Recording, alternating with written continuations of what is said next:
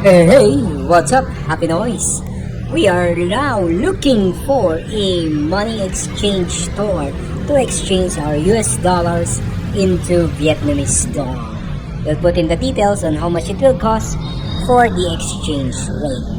This is right after we had our first meal. We'll also indicate how much the cost of our meal.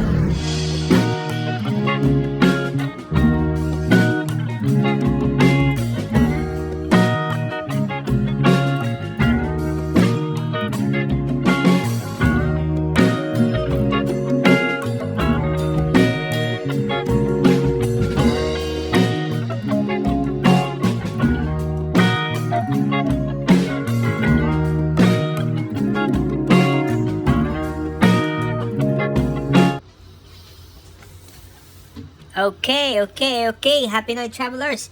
And welcome to Vietnam. Ito ang pera dito. Kita nyo naman. I have now 4 million dong. And this is equivalent to $200. 200 US dollars. O, di ba? Pag dito, isang ganito mo, 500,000 kaagad. O, ha?